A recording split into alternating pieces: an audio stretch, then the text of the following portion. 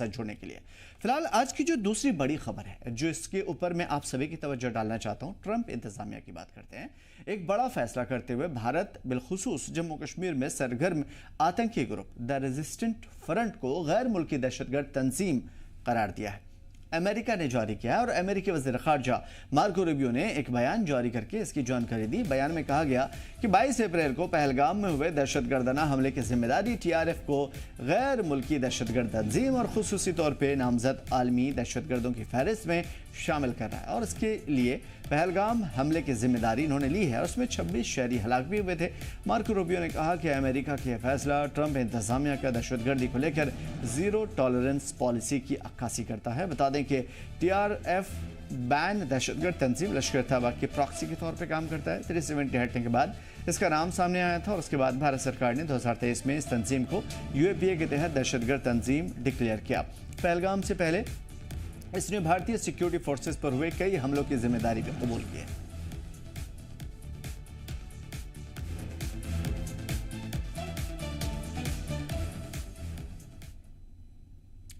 जम्मू कश्मीर के साबिक DGP SP वैद ने अमेरिका की जानिब से TRF को गैर मुल्की आलमी दहशतगर्द तंजीम करार दिए जाने के फैसले का खैर मकदम करते हुए इसे भारतीय सफारतकारी की बड़ी कामयाबी बताई है। बता दें कि लश्कर तैयबा पर पाबंदी लगने के बाद से आतंकी ग्रुप TRF ने इस नाम से यानी TRF के नाम से जम्मू कश्मीर में दहशतगर्दाना सरगर्मियों को अंजाम दिया है और 22 अप्रैल को पहलगाम में हुए दहशतगर्दाना हमले के पीछे भी TRF का ही हाथ है।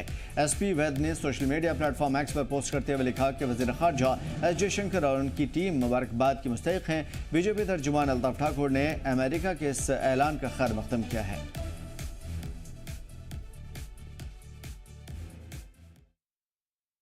कल रात को US ने TRF जो लश्कर का एक फ्रंट है जो पहलगाम अटैक में इन्वॉल्व था उसको डेजिग्नेट किया foreign terrorist organisation and specially designated global terrorist outfit. I think ये भारत की कूटनीति, भारत की डिप्लोमेटिक विक्ट्री बहुत बड़ी जीत है और काफी एफर्ट्स की जा रही थी भारत की तरफ से US में, वहाँ के खासकर वाशिंगटन DC में, और ये उसी मेहनत का नतीजा है और मैं इसके लिए डॉक्टर S जयशंकर और उनकी टीम को बधाई देता हूँ। अब हमारी दूसरी कोशिश होनी चाहिए कि इसको UN डेजिग्नेटेड टेररिस्ट डिक्लेयर करवाया जाए। हालांकि उसमें चाइना पाकिस्तान के इशारे पे ब्लॉक करने की कोशिश करेगा, लेकिन कोशिश करने में कोई we don't lose anything. TRF 90% foreign terrorist हैं, इसमें पाकिस्तानी हैं। सिर्फ पाकिस्तान दुनिया को मिसलीड करना चाहता है ये दिखा के रेसिस्टेंस फ्रंट नाम रख के कि ये लोकल कश्मीरी ऑर्गेनाइजेशन, ऐसा कुछ नहीं है। लश्कर या उनकी जो शाखें हैं सबका मोटिव एक है, सबका मकसद एक है, दहशतगर्दी फैलाना और लोगों को मारना, और वही TRF कश्मीर में कर रही थी। और पिछले 5-6 साल से TRF मुझे लगता है कि 2019 से ये एक्टिव हो गई है और इसको लश्कर तैयबा जब बैन की गई उसके बाद उसको दूसरे नाम से TRF के नाम उसको दिया गया और सेम वही एक्टिविटीज़, दहशतगर्दाना कार्रवाइयाँ, लोगों को मारना, फौज पे हमले करना, ये उनकी काम थी। आज उनको बैन किया गया। भारतीय जनता पार्टी उसका खैर मकदम करती है, वेलकम करती है। साथ ही और भी कुछ तंजीमें हैं जो मुख्तलिफ नामों से अब नाम चेंज करके दहशतगर्दी कार्रवाइयों में है, उनको भी बैन करना चाहिए। आलमी सियासत पर नजर रखने वाले सियासी तज्ज़ियाकार भी इससे भारत सरकार की एक बड़ी कामयाबी मान रहे हैं। मिडिल ईस्ट और साउथ एशिया उमूर के माहिर और सीनियर सहाफ़ी वाइल आवाद ने कहा है कि भारत उन मुल्कों में शामिल है जिसे गैर मुल्की दहशतगर्दों का सामना है। उन्होंने कहा कि ट्रंप इंतजामिया का फैसला ये बताता है कि वाशिंगटन ने भारत के इस मौक़िफ़ को तस्लीम कर लिया। वाइल आवाद ने इस फैसले को आलमी सतह पर दहशतगर्दी के खात्मे के हवाले से एक अहम पेशरफ्त बताया। उन्होंने कहा कि आलमी सतह पर दहशतगर्दों के हवाले से अमेरिका और भारत को मुअस्सर किरदार निभाना होगा। I think it's a high steps that the United States have recognized that this is a terrorist organization, and India's position has been vindicated for long, that these are terrorist organizations are taking advantage of the shelter that they have been provided, and they're attacking in Indian cities, especially in Jammu and Kashmir states. So I think it's a very welcome steps, and should be more aggressive in the United States in dealing with terrorism, because we do not see much of U.S. addressing terrorist organization in a very serious manner. अब बात यह है कि experts क्या मानते हैं इस चीज़ को। कई सारे सवाल खड़े होते हैं, ख़ासतौर पे अमेरिका का जो मौक़िफ़ रहा है इंडिया पाकिस्तान जंग के दौरान, वो उसमें शक पैदा करता है। और इतने दिनों के बाद टीआरएफ को टेररिस्ट की लिस्ट में घोषित किया गया है। बड़ी बात यह है कि जो टेररिस्ट है वो टेररिस्ट है, वो उस वक्त भी टेररिस्ट है जब ये अटैक हुआ या उससे पहले, और इस वक्त भी टेररिस्ट है। तो ज़ाहिर है कितना टाइम क्यों लगा? क्या हिंदुस्तान की सफारती कोशिश, फॉरेन पॉलिसी कामयाबी की तरफ आगे बढ़ी है जिस तरीके से तनकीदों का निशाना बना, खासतौर पर चंद दिनों में जो क्रिटिसिज्म जो झेलना पड़ा, उन तमाम तर चीज़ों के हवाले से कैप्टन अनिल गौर साहब से हम जानने की कोशिश करेंगे। डिफेंस एक्सपर्ट के तौर पे हमारे साथ जुड़े हुए हैं। कैप्टन साहब, सबसे पहले इस्तकबाल है और समझने की कोशिश करेंगे आज जो कुछ हुआ, खासतौर पे जिस तरीके से टीआरएफ को टेररिस्ट की लिस्ट में डाला गया, इस पर आपकी राय पहले। देखिए, अमेरिका ने फाइनली ये डिसाइड किया कि टीआरएफ को हम डाल देते हैं, पर बात यह है कि पहले ये टीआरएफ है क्या? टीआरएफ तो एक कोई एलिटी है, लश्कर तैयबा है। जब लश्कर तैयबा को बैन किया तो उसने नाम अपना टीआरएफ रख दिया। बेसिकली प्रॉब्लम जो है वो है पाकिस्तान की और पाकिस्तान आईएसआई। पाकिस्तान आईएसआई यही करता है, जो तंजीम जो बैन होती है उसका नाम बदल देता है, उसके बीच में आदमी वही रहते हैं, उसकी ऑर्गेनाइजेशन वही रहती है, काम करने टेररिस्ट जो है वो वही रहते हैं, और सिर्फ नाम बदल के वो चलते रहते हैं। और इसमें भी यही वही हुआ। अब इतनी देर से भारत कहता है कि भाई देखिए, टेररिस्ट होता है। ये जो दो गली बातें हैं देशों की, ऐसी नहीं होनी चाहिए कि गुड टेररिस्ट और बैड टेररिस्ट। और अमेरिका के साथ खासकर एक प्रॉब्लम है, क्योंकि देखिए ये जितनी सारी टेररिज्म का ये टेररिस्ट जो है, चाहे वो तालिबान है, सारे कुछ, ये कब शुरू हुए थे?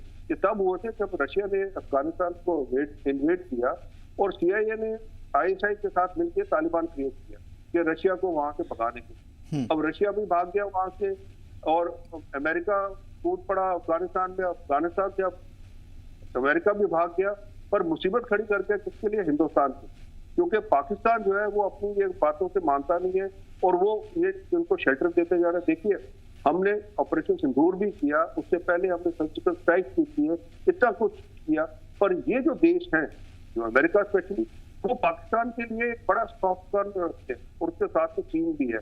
अब इसके लिए देखिए, पाकिस्तान का सॉफ्ट कॉर्नर रखना मतलब ये है कि अमेरिका को पाकिस्तान की जरूरत है, उसकी जमीन की जरूरत है, उसकी ग्राउंड की जरूरत है, क्योंकि उसको वहां से ऑपरेशन लॉन्च करने पड़ते हैं। अब ईरान आ गया है, और इसीलिए अब ईरान के अंदर जो उसके वहां पे एयर बेसिस हैं, जो बलूचिस्तान में जो एयर बेसिस हैं, वो अमेरिका ने ले लिए हैं।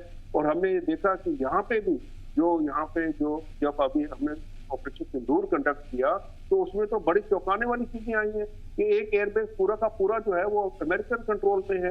तो इसका मतलब अमेरिका जो है, जिस हिसाब से हिंदुस्तान चाहता है कि पाकिस्तान के खिलाफ टेररिज्म फैलाने के लिए एक्शन लिया जाए, वो कभी नहीं होगा। वो क्यों? क्योंकि इसके अंदर हित जो है, क्योंकि एक कहते हैं ना, वो जिस आदमी का अपना एक अंडरग्राउंड एक फैक्टर रहता है, वो अमेरिका का है। इसके अंदर चीन का तो है ही है, क्योंकि उसका अपना चाइना पाकिस्तान इस्लामिक कॉरिडोर है। वो पाकिस्तान अपना एक पांचवा वो अपना प्रोविंस बनाने के चक्रों में है। तो इसीलिए तो हिंदुस्तान के लिए मैं कहूँगा, फिर भी हमने ये जदोजहद लड़ते रहना है। बाकी देशों के साथ जो है हमने उनके लिए उनको अपने साथ खड़े करना है। और अब आस्ते आस्ते देखिए, यूरोपियन यूनियन के अंदर भी एक पूरा एकजुट हो रहे हैं कि ये जो टेररिस्ट हैं, ये सारे के सारे पाकिस्तान से ही ओरिजिनेट होते हैं, कहीं और से नहीं ओरिजिनेट होते। आप देखिए, चाहे वो लंदन बॉम्बिंग है, चाहे स्पेन में है, चाहे कहीं पे भी होती है, वो सारे के सारे जब उसकी तारें जुड़ती हैं, वो पता लगता है कि पाकिस्तान में ट्रेन हुआ है। तो इसीलिए अब दुनिया के अंदर ये जो है, लोग ये देशों को बैठ के अब सोचना पड़ेगा कि देखिए, आप एक रोग नेशन को आप उसको बढ़ावा दे रहे हैं, उसको आप IMF के लोन भी दे रहे हैं, सब कुछ दे रहे हैं, और उसको हथियार भी देने को तैयार है। अब अमेरिका फिर उसको हथियार देने को तैयार है, चीन भी हथियार देने को तैयार है। तो एक प्रॉब्लम किसके लिए खड़ी हो रही है? वो खड़ी हो रही है हिंदुस्तान को। अब हमें जो अपनी कूटनीति है, हमने बड़ी उसको फाइन ट्यून करके, आप देखिए ये पूरी जयशंकर जी की टीम और हमारे प्रधानमंत्री जी का जो जितना उन्होंने अपना एक, लोग तो क्रिटिसाइज करते हैं उनको, कितने देशों की सैर करते रहते हैं, पर ये सैर का ही नतीजा है कि आज अमेरिका को जबरदस्ती उसको एक मजबूरन था कि टीआरएफ को रिकॉग्नाइज करना। क्यों?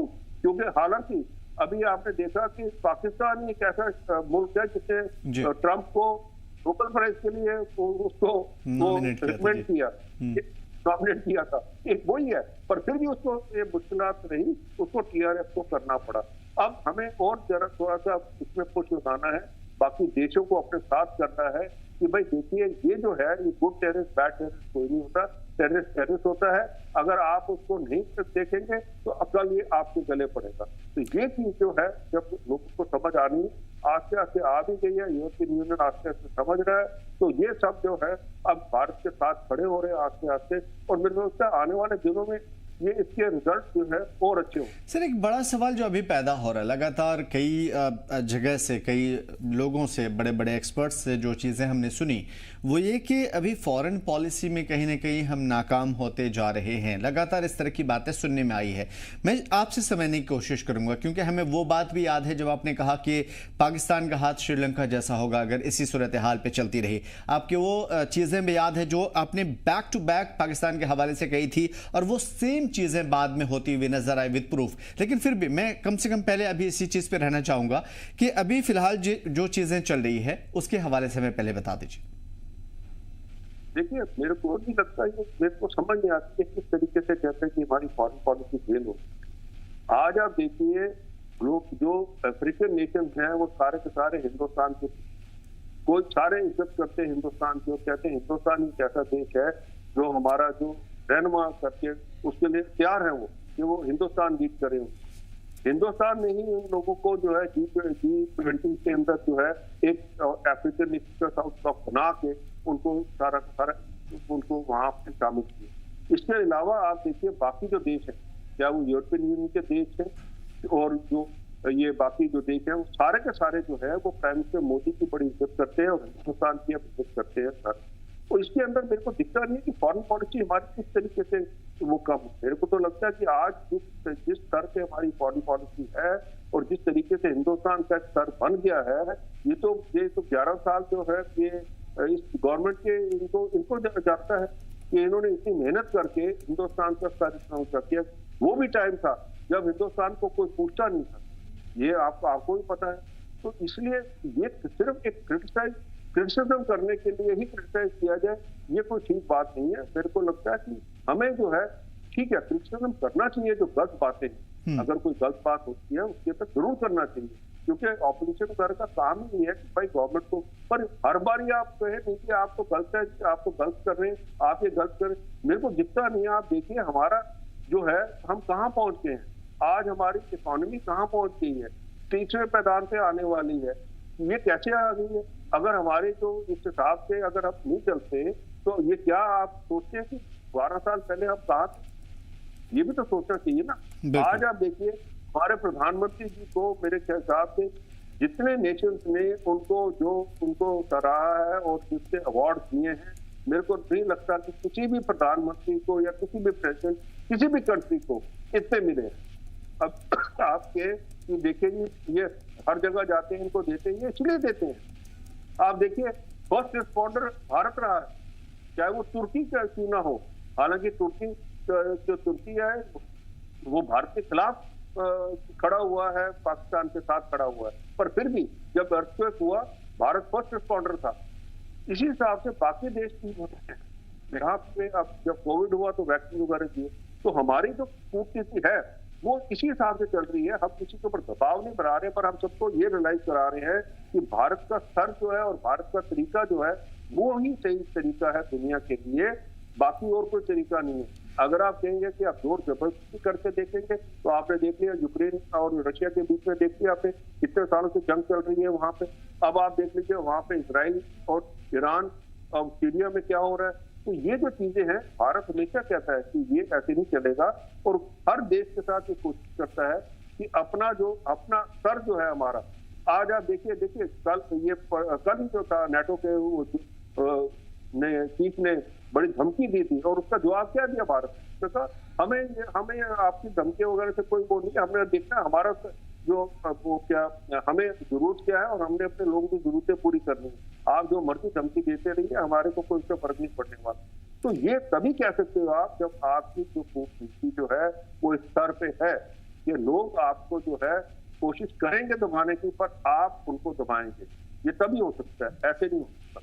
जी सर, जिस तरीके से हमारे नज़रिए के हिसाब से, एक जर्नलिस्ट के हिसाब से हम आपको देखते हैं, हम आम तौर पे आप मुल्क के लिए कोई भी चीज़ अगर आप बोलते हैं तो बहुत ही ज़्यादा फैक्ट और हर एक चीज़ को बारीकी से नज़र में रख करके बोलते हैं, कोई भी जोश जज्बा नहीं होता, सच्चाई होती है।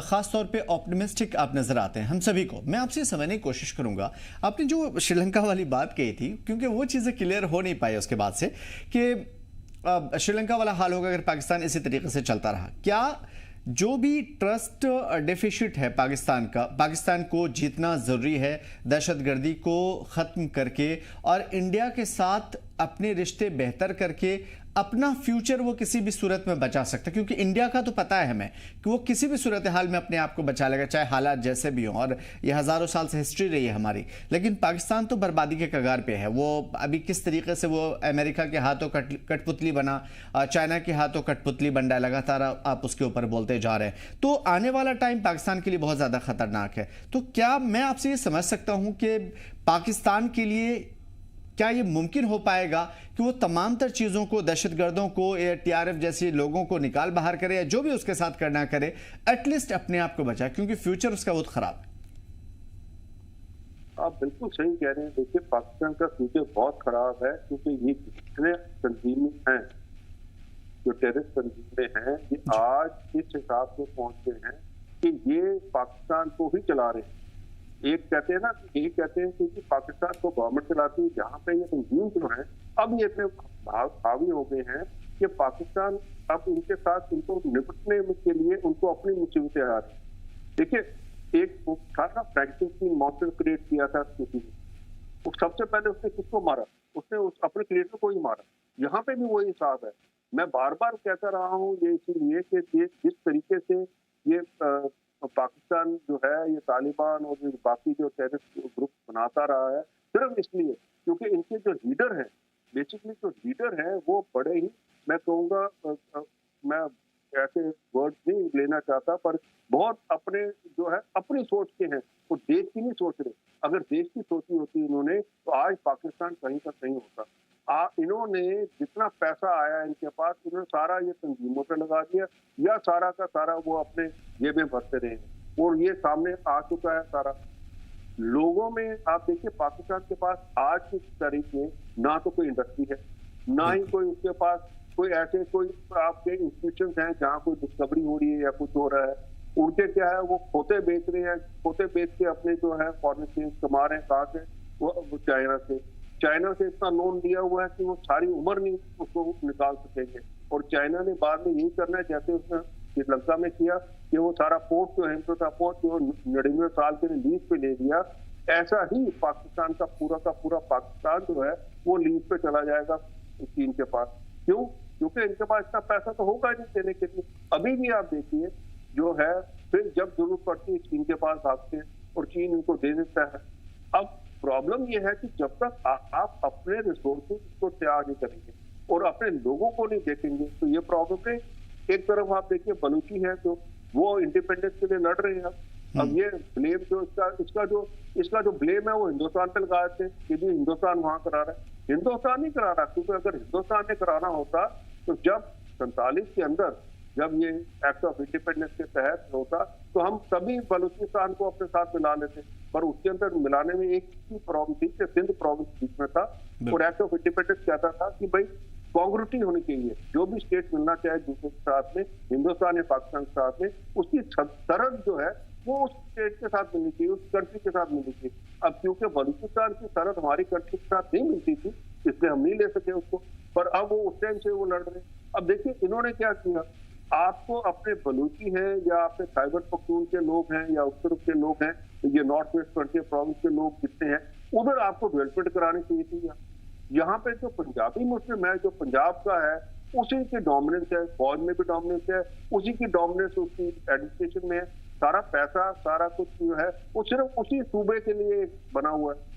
आप सिंध के अंदर देख लीजिए, सिंध के अंदर भी बगावत के वो बातें उठनी। मतलब ओवरऑल ऐसा है कि आने वाला टाइम बिल्कुल खराब है, और अगर आज भी नहीं सुधरा, क्योंकि सुधरने के बावजूद भी उनको 100 पापड़ बेलने पड़ेंगे अपने आप को ट्रैक पे लाने के लिए, लेकिन फिर भी यकीनन पाकिस्तान के लिए आने वाला वक्त बहुत बुरा हो सकता है। खास तौर पे दहशतगर्दों को या दहशतगर्द तंजीमों को पनाह देने के मामले में इस वक्त पाकिस्तान अपने ऊपर या फिर अपने गले के ऊपर छोड़ा चला रहा है। ये बहुत घातक होने वाला है, और पाकिस्तान की कहीं ना कहीं जो फ्यूचरिस्टिक एक ये कह सकते हैं हम, वो चीज़ें आने वाले दिनों में बहुत ख़राब नजर आ रही है। कैप्टन अली गौर साहब, बहुत बहुत शुक्रिया इतनी गहराई से तमाम तर बातों पर रोशनी डालने के लिए, और ख़ास तौर पर पाकिस्तान के हवाले से, दहशतगर्द तंजीमों के हवाले से हमें बाखबर, बेहतर तरीके से बाखबर करने के लिए। फिलहाल इस बुलेटिन में इतना ही, हमें दीजिए इजाज़त। देखते रहिए जी जम्मू कश्मीर लद्दाख।